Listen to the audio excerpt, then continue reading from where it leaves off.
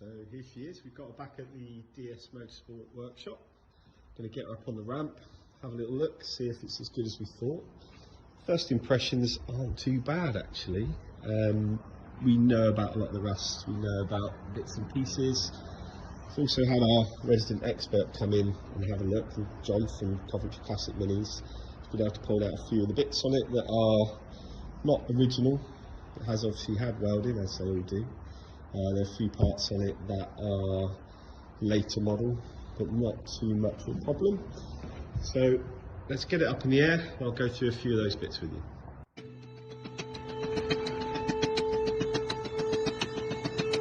Okay, so let's have a closer look underneath.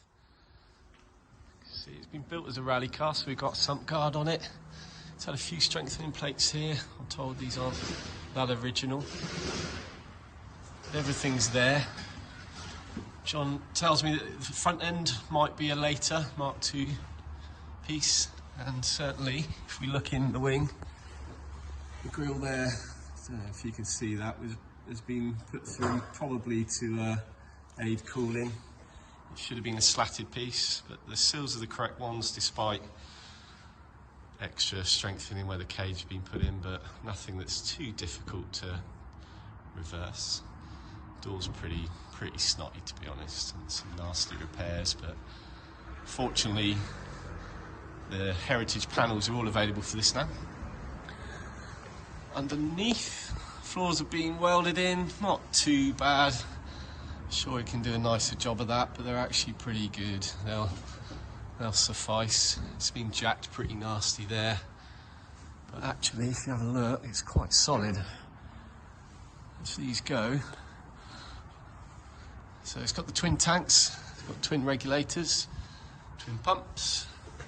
Just about seeing there. A couple of little facet pumps, nice and reliable. Battery tray still being used on this for the battery, hasn't been relocated. Some nasty towing hooks put on, again can come off. Probably easier to replace the subframe on the back. But actually not too bad. Quite a fresh looking Maniflow exhaust on it. See what the customer wants to retain. Some of this we might. They're not bad upgrades anyway. It's not going to be an absolute show-winning car. It's one that he's going to use, so some things like that may stay. The power brakes will be staying. We've decided on that. So yeah, let's have a look inside.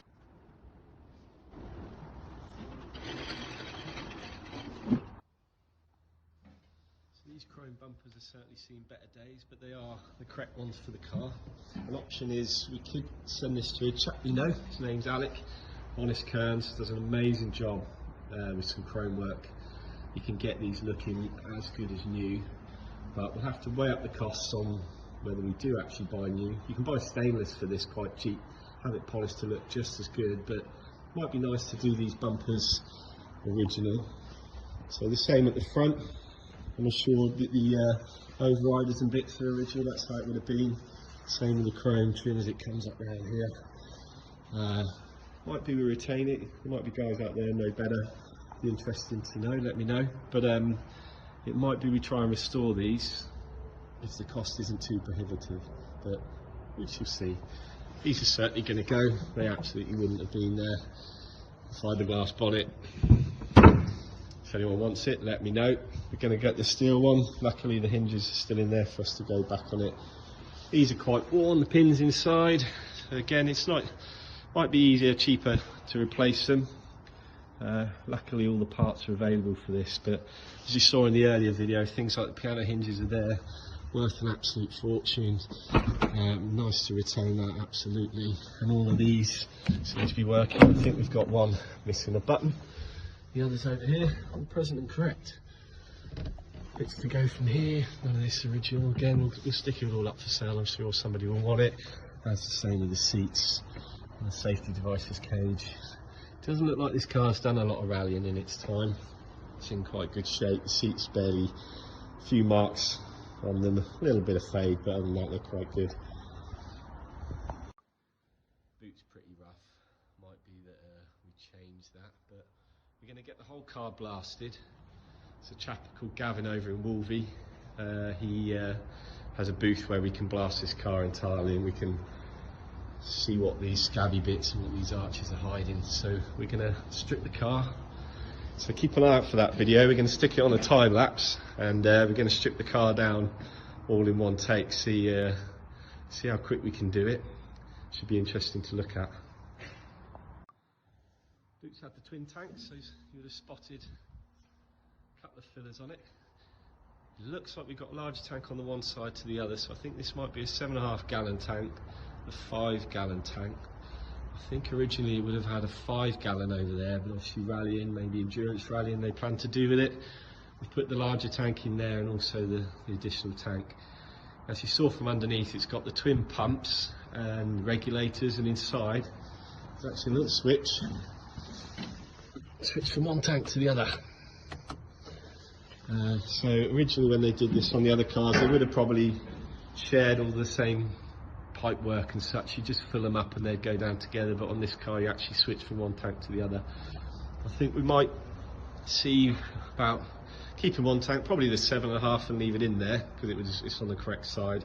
That one will be going, we can sell that, but it is a decent tank. It's not a welded tank, it's a proper pressed tank. So that will come out, and we'll try and go back to original. Again, not going too mad, we'll keep some practicality in the car, and that's why maybe the 7.5 litre tank will stay. That'll be going though.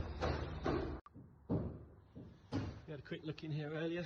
As I say, this panel here, it's got some nice clocks in it actually, they're not too bad. Not top quality, but not bad. Someone I'm sure would be interested in that.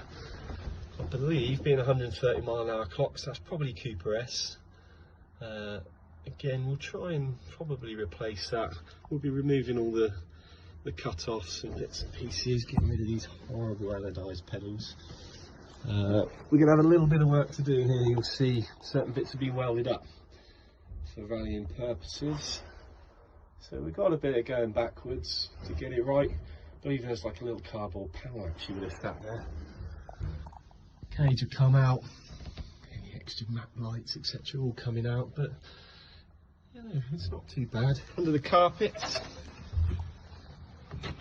beard of floor, basic surface rust, but you can see it's had the floors put in. They've been done fairly well, it's not too obvious here, but we'll be recarpeting it. We're going back to original colours on it.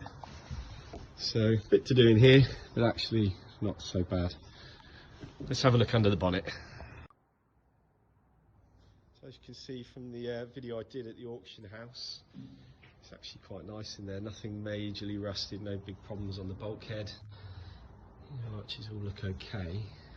Some bits in here, again eagle-eyed among you will notice there's quite a few non-original bits. Mark 1 would have had a cowling off here for the fan. And you wouldn't have had the big hole in there with the mesh, it would have been slotted in a wing. If you can get that panel, we can revert that back. Power brakes, again, not standard to a normal Cooper. Cooper S would have had that. But again, we might retain that. It gives some extra power to the brakes on these things that, as most of you will know, were pretty rubbish to start with. Got an oil cooler in here, may take that out. It's a bit messy, probably not required on a road car.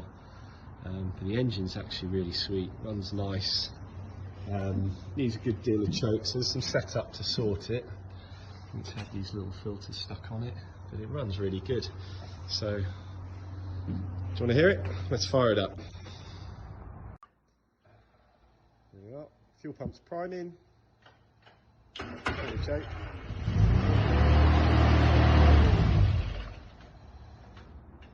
Try again. Yeah, pretty sweet. That's really good.